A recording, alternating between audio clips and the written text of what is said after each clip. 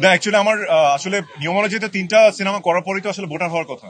তো আমি ভোটার হয়েছিলাম, মাঝখানে অলৌকিকভাবে আবার মানে ভোটাধিকার থেকে বিচ্যুত হয়েছিলাম আহ, আমার এক বড় ভাইয়ের কল্যাণে। আর পরবর্তীতে আবার ভোটার হয়েছি। তখন জাস্ট মানে দেখুন আসলে মানে ভোটটা আমরা কেন দিই?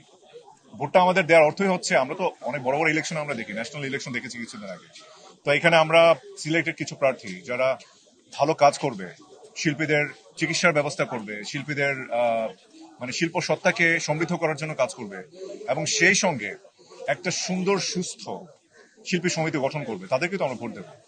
এবং আমার বিশ্বাস যে আমি এমন একটা প্যানেলকে, এমন প্রার্থীকে আমি চুজ করেছি, তারা ডেফিনেটলি আমাদের শিল্পীদের শিল্পী সত্তাকে টিকিয়ে রাখার জন্য, সমৃদ্ধ করার জন্য, চিকিৎসা ব্যবস্থা এবং সকল ধরনের মানে শৈল্পিক কল্যাণ এদিকে ফোকাস করবে আর কি।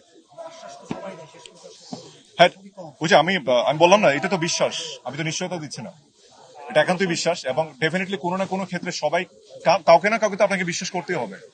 পরে যেমন আপনি বিবাহিত বউকে বিশ্বাস করেন, তো আপনি বিয়ে করার আগে বিশ্বাস করে তো তাকে বিয়ে করতে হবে। সুখে থাকবেন কি না থাকবেন সেটা তো পরের ইস্যু। তো তারপর আমরা আমি আমি আবার আমি আমি আমি ব্যক্তি হিসেবে বিশ্বাস করি যে সবাই যাকে আমি ভোট দিয়েছি বা যারা হয়তো নির্বাচিত, একটা একটা দল হয়তো নির্বাচিত হবে না, আর দিন শেষে আমরা একটা পরিবার। এবং এই পরিবারটা যেন সবাই মিলেমিশে কোনো প্রকার রেষারেষি বিদ্বেষ সবকিছু ভুলে সুন্দরভাবে যেন আমরা একটা সুন্দর শিল্পী সমিতি গঠন করতে পারি, এবং সবকিছু ভুলে শুধুমাত্র শিল্পীদের কল্যাণে সবাই যেন কাজ করে।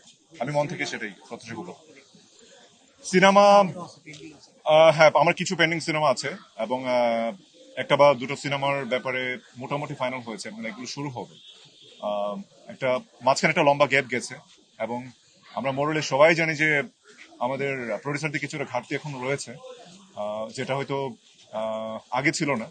তবে এই ঘাটতিটা আস্তে আস্তে পূরণ হবে, এবং ডেফিনেটলি পর্দায় ভালো কিছু নিয়ে খুব দ্রুত ইনশাল্লাহ আসবো, আশা করছি।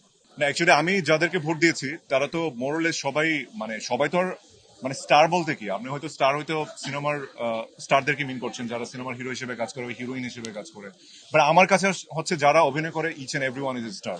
হয়তো কেউ কম কাজ করেছে, কেউ বেশি কাজ করেছে। আর আমি যাদেরকে ভোট দিয়েছি, লাইক হচ্ছে ওই যে ইসি পদে যেমন 11টা ভোট দিতে হয়, আমি তো যাদেরকে চিনি সব সব তাদেরকে ভোট দিয়েছি।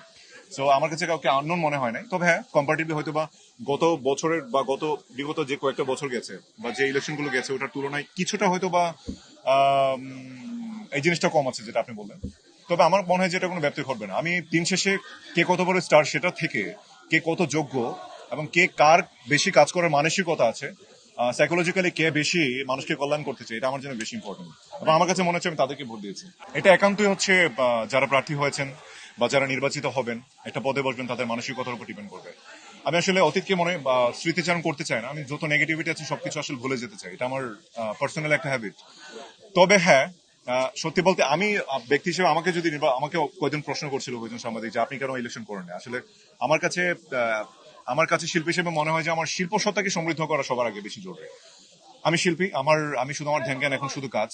আহ, যখন সময় হবে তখন হয়তো আমি ইলেকশন করবো কিনা সেটা ফিউচার তো আর কেউ বলতে পারে না, ফিউচারটা দেখা যাবে কি ঘটে।